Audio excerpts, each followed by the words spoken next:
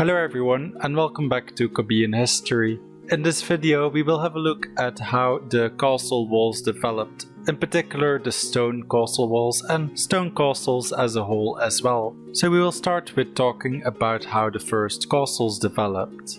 European castles originated in the 9th and 10th centuries after the fall of the Carolingian Empire, which you might also know as the Empire of Charlemagne. In the grand scheme of things, this empire didn't last very long, and after it fell, its territory was divided among individual lords and princes in various different nations. And this breaking up of the empire might be one of the reasons why castles were developed. It was a way for the monarch or lord to show its dominion over his own region and protect it from the various neighbouring lords, which no doubt aspired to expand their own lands. Another reason that might have contributed to the rise of castles might have been to protect them from the increasing attacks of the Magyars, which were the Hungarians, to the east, the Muslims from the south, and the Vikings from the north, as well as castles being needed for defense. The lord also needed a private residence which was protected, and thus castles also functioned as the home of a lord or a monarch.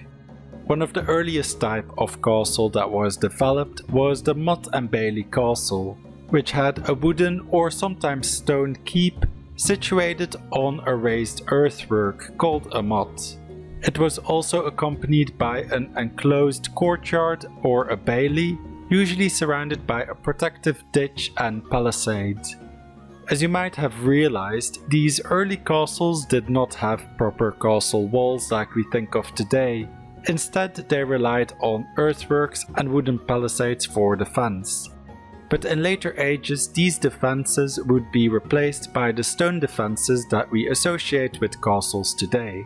The Normans introduced the stone castles to England, and we see a large number of them being constructed after their conquest, such as Chepstow Castle, which is the oldest known stone castle in Britain, built in 1067. But probably one of the most famous Norman castles is the White Tower of London. Even though these stone walls were not present in earlier castles, their origin dates much further back in time. Uruk in ancient Sumer or Mesopotamia is one of the oldest known cities known to have a stone wall for defense. And even before that, the settlement, which would later become the city of Jericho, had a wall surrounding it as early as 8000 BC.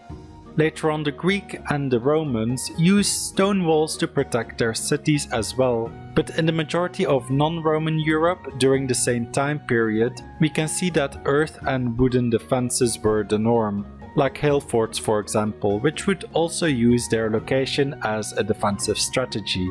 In Central Europe, we also see post-slot walls, which was a common type of wall and did incorporate stone as well, but it can't be called a proper stone wall. As the Roman Empire expanded, their stone wall defenses spread with them. But after the fall of the Roman Empire in Europe, there was a widespread return to the earlier earthen and wooden defenses, which lasted well into the 11th century in some parts of Europe. Some examples of this return to the earthen and wooden defenses after Rome can be seen in the Anglo-Saxon boroughs, which was a protected city, and the Motte and Bailey castles, which we talked about earlier. Now, these stone walls that surrounded the cities that we just talked about, even though they can look quite identical to the later stone castle walls, they can't be called castle walls because they're not surrounding a castle. Because one of the defining features of castles is that they are not communal defenses, but were built and owned by the local lord or monarch for personal defense and residence. And thus it's only when the castle technology evolved and they started to look back on the Roman fortifications for inspiration, building similar stone walls around their castles, that we can definitely say that around this time is when the first proper stone castle walls were built.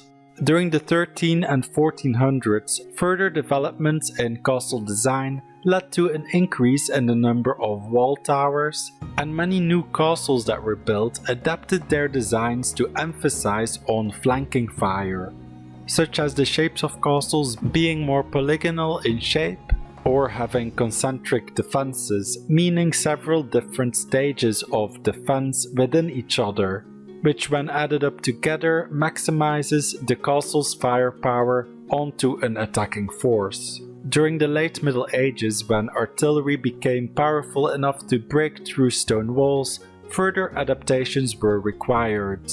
And while castles continued to be built well into the 16th century, these new adaptations to deal with cannon fire, such as additions like artillery bastions, made them uncomfortable and undesirable places to live in, and thus true castles were being replaced by artillery forts, and the lords and monarchs moved out of their military defenses to live in more aesthetically pleasing palaces and country houses.